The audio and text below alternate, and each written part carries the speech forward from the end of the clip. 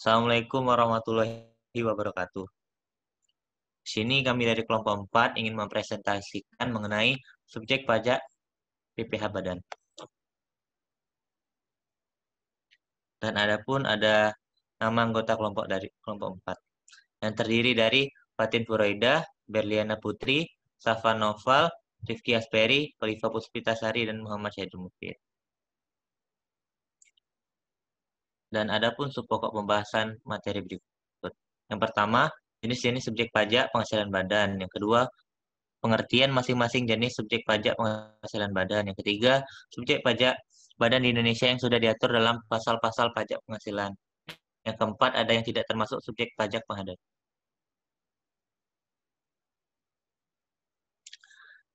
Jenis-jenis subjek pajak penghasilan badan.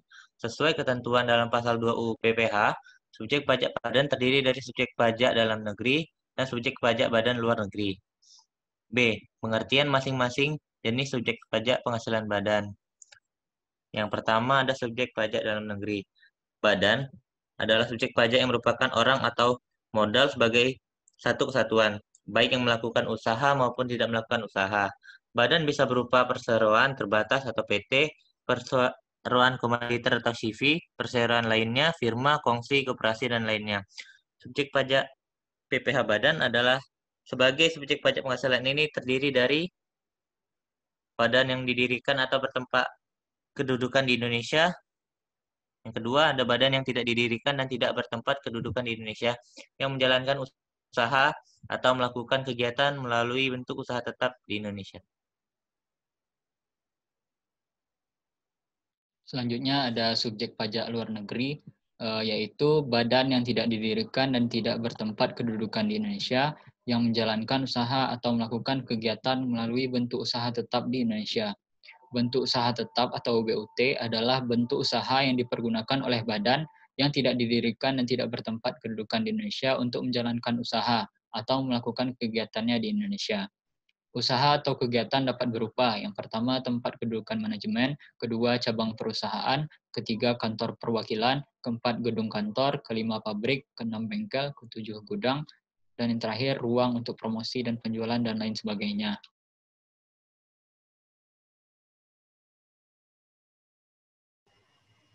C. Subjek pajak badan di Indonesia yang diatur dalam pasal-pasal pajak penghasilan. Yang pertama, subjek yang dikenakan PPh pasal 22. Jenis PPh 22 ini dikenakan pada wajib pajak badan-badan usaha tertentu, baik milik pemerintah maupun swasta yang melakukan kegiatan perdagangan ekspor, impor, dan reimpor. Yang kedua yaitu subjek yang dikenakan PPh pasal 23. Jenis PPh pasal 23 ini dikenakan pada BUT.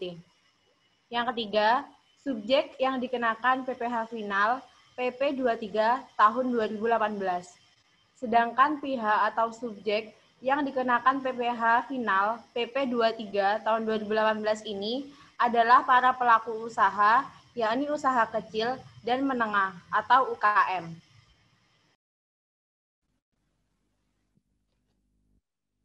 Subjek yang dikenakan PPh pasal 15. Jenis PPh 15 dikenakan pada A. Perusahaan pelayaran, B. Perusahaan pelayaran dalam negeri, C. Perusahaan pelayaran asing, D. Perusahaan maskapai penerbangan internasional, E. Perusahaan asuransi, F. Wajib pajak luar negeri atau asing yang memiliki kantor perdagangan perwakilan di Indonesia tapi tidak memiliki perjanjian bilateral di bawah Perjanjian Pajak Indonesia atau P3B. Selanjutnya, pihak yang melakukan kemitraan dalam bentuk perjanjian bangun guna serah atau BOT. Subjek PPh pasal 19, jenis PPh pasal 19 ini dikenakan pada wajib pajak badan dalam negeri atau BUT, tidak termasuk perusahaan yang memperoleh izin menyelenggarakan pembukuan dalam bahasa Inggris dan mata uang dolar Amerika. Selanjutnya, subjek yang dikenakan PPh pasal 26. Jenis PPh ini dikenakan pada dua kategori wajib pajak, yakni perusahaan sebagai wajib pajak luar negeri, yakni pengoperasian usaha di Indonesia, perusahaan yang tidak didirikan atau berada di Indonesia, yang mengoperasikan usahanya melalui bentuk usaha tetap di Indonesia, memperoleh penghasilan dari Indonesia, perusahaan yang tidak didirikan atau berada di Indonesia yang dapat memberi atau memperoleh penghasilan dari Indonesia tidak melalui menjalankan usaha melalui suatu bentuk usaha tetap di Indonesia. Lalu yang tidak termasuk dalam subjek PPH badan, yaitu yang pertama adalah unit tertentu dari badan pemerintah yang memenuhi kriteria berikut ini. Yang pertama, pembentukannya berdasarkan ketentuan perundang-undangan. Kedua, pembiayaan bersumber dari APBN atau APBD. Yang ketiga, penerimaan dimasukkan dalam anggaran pemerintah pusat atau pemerintah daerah.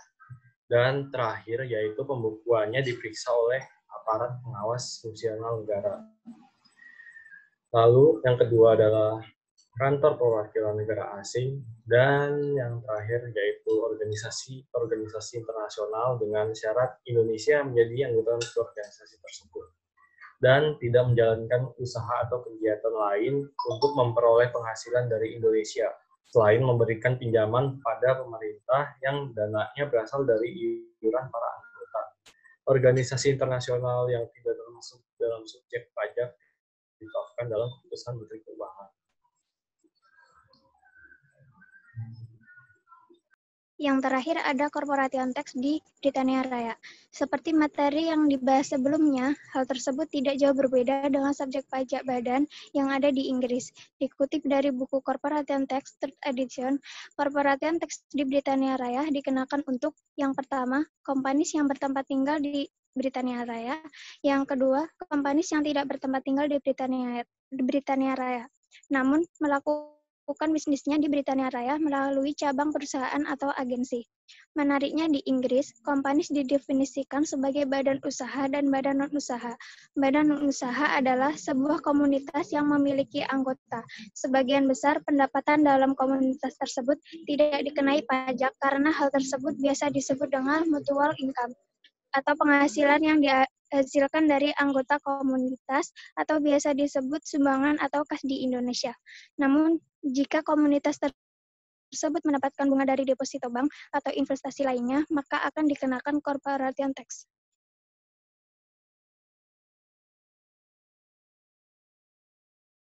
Sekian presentasi dari kelompok 4. Mohon maaf bila ada salah kata. Kami akhiri. Wassalamualaikum warahmatullahi wabarakatuh.